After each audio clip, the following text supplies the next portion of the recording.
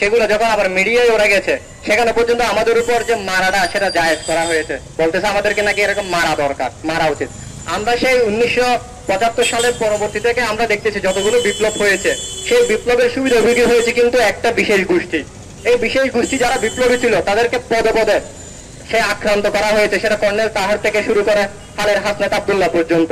কেউ যদি সরাসরি যে মিডিয়ায় এসে যদি বলে যে টাকাতের মতো চেহারা, এরকম বডি শেমিং করা রাজনীতিবিদ আমার দেশের কালচারে যদি ঢুকে, তারা যদি এমপি হতে পারে, তাহলে ভবিষ্যতে আপনাদের উপর, জনগণের উপর, দেশের মানুষের উপর কি আঘাত আসতে যাচ্ছে সেটা আর বলার আক্ষেপ থাকে না। আমরা এটার তীব্র নিন্দা জানাই। কোন রাজনৈতিক ব্যক্তিত্বের এমন আচরণ এটা কখনোই গ্রহণযোগ্য নয়। যারা 5ই আগস্টের আগে রাজনৈতিক সুবিধা ভোগ করেছে, সরকার থেকে সুবিধা নিয়েছে, কেবল তারাই এই ধরনের কথা বলতে পারে, এই ধরনের উচ্চবাস্তব করতে পারে।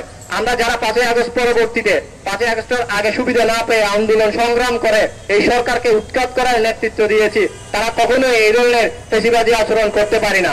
সুতরাং আমি অনুরোধ জানাবো বিভিন্ন রাজনৈতিক দলের প্রতি, তাদের যাতে আমাদের যে একটা অবস্থান, সেই অবস্থানের প্রতি সম্মান থাকে। আমরা গণবিন্তাল থেকে উড়ে আসা দল, আমরা কারো চোখ রাঙানিকে ভয় পাই না। সুতরাং আমরা বলতে চাই, আপনারা সতর্ক হয়ে যান, কোন চোখ রাঙানি আমাদেরকে দাবিয়ে রাখতে পারবে না।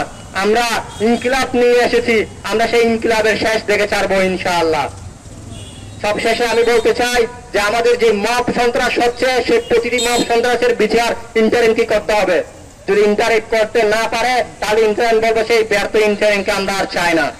সুতরাং আমি মাহিন হত্যার বিচার চেয়ে আমার এই বক্তব্য শেষ করছি। ইনকিলাব জিন্দাবাদ।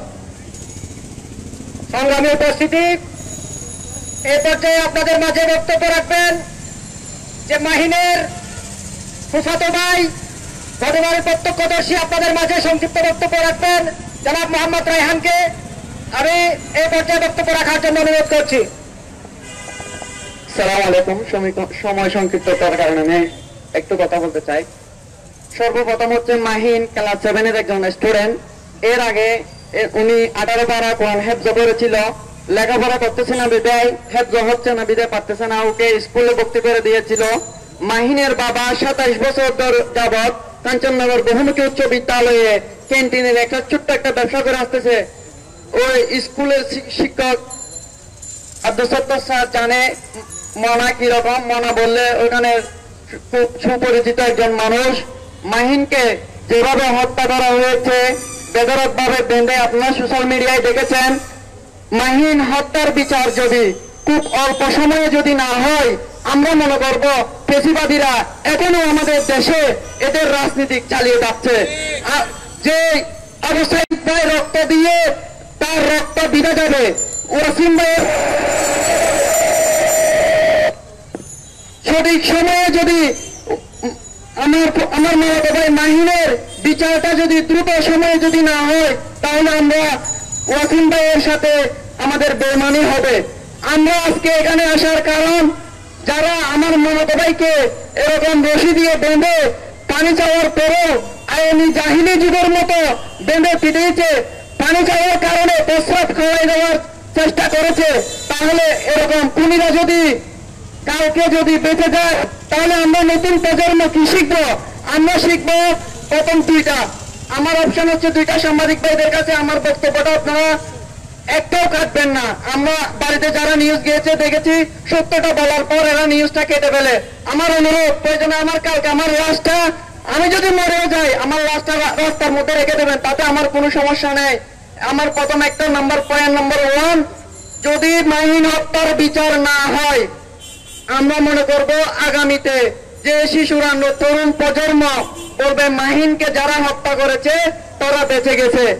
আর যদি মাহিন হত্যার বিচার হয়, তখন নতুন প্রজন্ম বলবে মাহিনকে যারা হত্যা করেছে তাদেরকে 1 মাসের মধ্যে ফাঁসিতে ঝুলানো হয়েছে।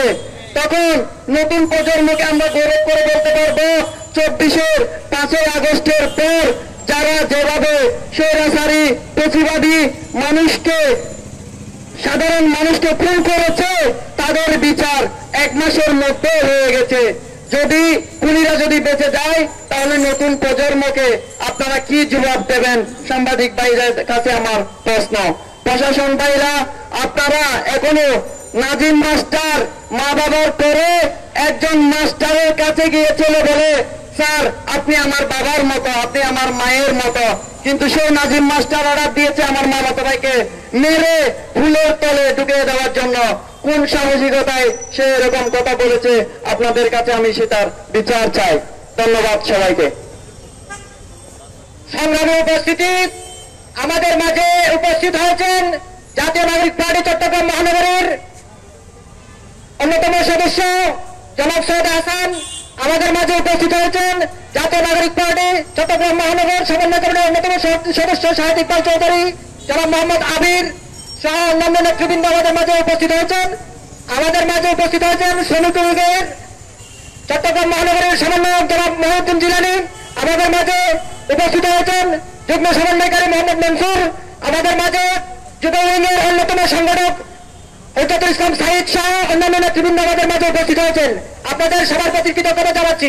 সংগ্রামী উপস্থিতি, এই পর্যায়ে আপনাদের মাঝে বক্তব্য রাখবেন জাতীয় নাগরিক পার্টি চট্টগ্রাম মহানগরের অন্যতম যুগ্ম সমন্বয়কারী, জুলাই গণঅভ্যুত্থানের অন্যতম নেতৃত্ব, বৈষম্য বিরোধী ছাত্র আন্দোলনের সাবেক আহ্বায়ক, চট্টগ্রাম মহানগরের সাবেক আহ্বায়ক জনাব আরিফ মঈনুদ্দিন। প্রিয় চট্টগ্রামবাসী, আমরা গত 2 দিন আগে এই চট্টগ্রামের ফটিকছড়িতে আমরা একটি নির্মম হৃদয় বিদারক ঘটনার সাক্ষী হয়েছি। আমরা দেখেছি পূর্ব শত্রুতার জের ধরে একজন কিশোরকে কিভাবে রাস্তায় বেঁধে ঘন্টার পর ঘন্টা মেরে হত্যা করা হয়েছে এবং সেই সাথে 2 জনকে খুবই আশঙ্কাজনকভাবে আহত করা হয়েছে। আমরা এই পুলিশ প্রশাসনকে বলতে চাই, আপনারা কি বসে বসে থানায় ঘাস কাটেন? আপনারা জনগণের ট্যাক্সের টাকায় চাকরি করেন, আপনারা জনগণের ঘাম রক্তঘামের টাকায় চাকরি করেন। একজন লোককে, বাংলাদেশের একজন নাগরিককে যখন ঘন্টার পর ঘন্টা ধরে বেঁধে ফিটানো হয়, আপনারা কি থানায় বসে বসে আন্দোলন শুষেন নাকি? আমরা বলতে চাই, বাংলাদেশে 5 তারিখের পর থেকে যত ধরনের মব হয়েছে, সমস্ত মবের মধ্যে এই গণঅভ্যুত্থানের সরকার, প্রফেসর ডক্টর ইউনূসের সরকার এবং তার প্রশাসনের প্রত্যক্ষ এবং পরোক্ষ একটা দায় আছে। তারা ঘটনা জানার পরও, তাদেরকে বলার পরও তারা সঠিক সময়ে হাজির হয় না। আমরা তাদেরকে হুঁশিয়ার করে বলতে চাই, আমাদেরকে যদি আরেকবার রাস্তায় নামতে হয়, আপনাদেরকেও আমরা হেলিকপ্টার ধরাই দিব। আপনাদেরকে আমরা যথেষ্ট সময় দিয়েছি, আপনারা আপনাদের দায়িত্ব পালন করছেন না। আমরা দেখলাম আইএমএ জাহালিয়া যুগের মতো করে কি নির্মম কায়দায় একটা কিশোরকে হত্যা করা হয়েছে। আমরা শুনেছি এখনো পর্যন্ত শুধুমাত্র 2 জনকে গ্রেফতার করা হয়েছে। আমাদের এই মাহিনের আম্মা আজকে আমাদের সমাবেশে উপস্থিত আছেন। মাহিনের পরিবার যদি কখনো বলে তারা ইনসাফ পায় নাই, তারা বিচার পায় নাই, আমরা হুঁশিয়ার করে বলতে চাই, জাতীয় নাগরিক পার্টি এনসিপি ওই ফটিকছড়িতে ঢাকা চট্টগ্রাম রাস্তা অবরোধ করবে। সংগ্রামী বন্ধুগণ, আমরা আরো দেখেছি ওই ঢাকার নির্বাচন কমিশনও মত হচ্ছে। আমরা দেখলাম অবস্থা এমন হয়ে গেছে, আপনি বিএনপির নেতার ঘরে গিয়ে নিরাপদে আসতে পারবেন, কিন্তু নির্বাচন কমিশনে গিয়ে নিরাপদে আসতে পারবেন না। এই নির্বাচন কমিশন বিএনপির সাথে আরো বড় বিএনপি হয়ে গেছে। এখনো ক্ষমতায় আসে নাই, তারা ক্ষমতায় আসবে দেখে একেবারে ছাটার মতো করে তারা দলান্ত হয়ে একটা পার্টিকেই তারা সার্ভ করে যাচ্ছে। আমরা হুঁশিয়ার করে বলতে চাই, আপনারা জুলাই গণঅভ্যুত্থানের শক্তি, আমাদের সহযোদ্ধা, এই জন্যই আমরা শুধুমাত্র এখনো পর্যন্ত এই সভা, সেমিনার এবং মানববন্ধন পর্যন্ত আছি। কিন্তু আমরা যদি দেখি এই মব বন্ধ না হয়, আমরা যদি দেখি বাংলাদেশে সন্ত্রাস এবং হামলা বন্ধ না হয়, আমরা আবার জুলাইয়ের মতো করে আন্দোলনে নামবো। আর দেখলাম রুমিন ফারহানা, বিএনপির একজন সিনিয়র নেত্রী, আমি যথার্থ সম্মান রেখে সত্তারাকে বলতে চাই, তিনি যেভাবে গুন্ডা স্টাইলে হাত দিয়ে ইশারা করে তার নেতা কর্মীদেরকে লেলিয়ে দিয়েছে, একজন দলের সিনিয়র নেতার যদি গুন্ডার মতো অবস্থা হয়, সন্ত্রাসের মতো অবস্থা হয়, আল্লাহ জানে তাদের নেতা কর্মীদের কোন টোকায় অবস্থা। আমরা হুঁশিয়ার করে বলতে চাই, আমরা আপনাদের শত্রু হতে এসে নাই, আমরা বন্ধু হতে আসছি। আপনারা নির্বাচন কমিশন দখল করেন না, আপনারা মানুষের মন দখল করেন, জনগণের হৃদয় দখল করেন। আর যদি তা করতে না পারেন, যা করার আমরাই করব। ইনকিলাব জিন্দাবাদ।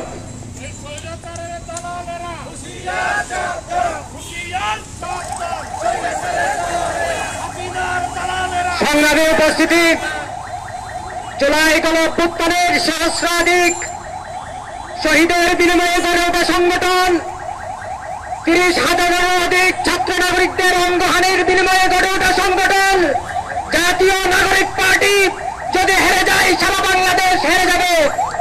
সংগ্রামী বন্ধুগণ, জাতীয় নাগরিক পার্টি যদি হেরে যায় জুলাই গণঅভ্যুত্থান ব্যর্থ হয়ে যাবে।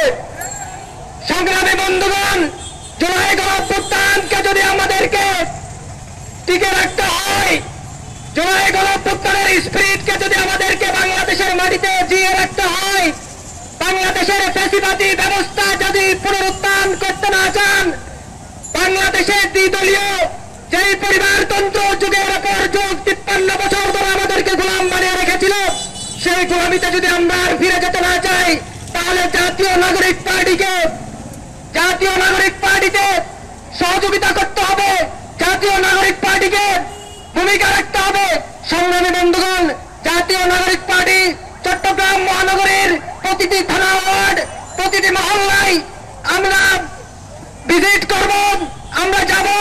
জাতীয় নাগরিক পার্টি চট্টগ্রাম মহানগরকে একটি সাংগঠনিক শক্তিশালী ভিত্তি প্রদান করার লক্ষ্যে আমরা কাজ করে যাব।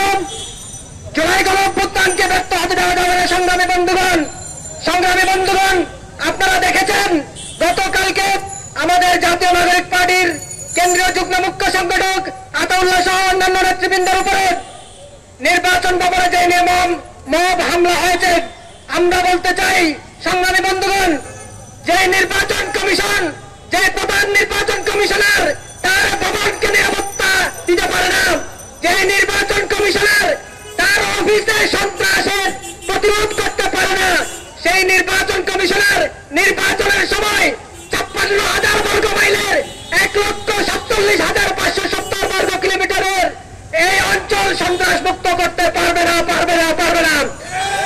সংগ্রামী বন্ধুগণ, আমরা বলতে চাই, যতদিন পর্যন্ত এই বাংলাদেশে আইনের শাসন প্রতিষ্ঠা হয়, যতদিন না পর্যন্ত এই বাংলাদেশে নির্বাচনের পরিবেশ সৃষ্টি হয়, ততদিন পর্যন্ত বাংলাদেশের মানুষ জুলাই গণঅভ্যুত্থানে শহীদেরা কবর থেকে ঘোষণা করছে এই বাংলাদেশে নির্বাচনের দরকার নাই। সংগ্রামী বন্ধুগণ, আমরা নির্বাচন চাই, নির্বাচনের বিষয়ে আমাদের কোনো অনীহা নাই, কিন্তু সেই নির্বাচন হতে হবে গণপরিষদ নির্বাচন। যে গণপরিষদ নির্বাচনের লক্ষ্যে 24-এর গণঅভ্যুত্থানে হাজারের অধিক ছাত্র নাগরিকরা শহীদ হয়েছে। সংগ্রামী বন্ধুগণ, আপনারা জানেন 2024 সালের একটি ঘোষণাপত্র ছিল, সেই আমাদের নাহিদ ইসলাম নেতা বলেছিলেন 53 বছরের গণতন্ত্র সমাজ ব্যবস্থাকে বিলুপ্ত করে লাল কার্ড দেখিয়ে একটি নতুন রাজনৈতিক বন্দোবস্তের লক্ষ্যে, ফ্যাসিবাদী কাঠামো বিলুপ্ত করার লক্ষ্যে আমরা সেই অভ্যুত্থান করেছিলাম। সেই অভ্যুত্থানের শক্তিকে আমাদেরকে আবার ঐক্যবদ্ধ হতে হবে এবং সেই ঐক্যবদ্ধভাবে আমরা জাতীয় নাগরিক পার্টি নেতৃত্বে এগিয়ে যাব, এই আশাবাদ ব্যক্ত করছেন। আমাদের মাঝে উপস্থিত হয়েছেন জাতীয় নাগরিক পার্টির বিভিন্ন থানার সংগঠক বৃন্দ, আমাদের মাঝে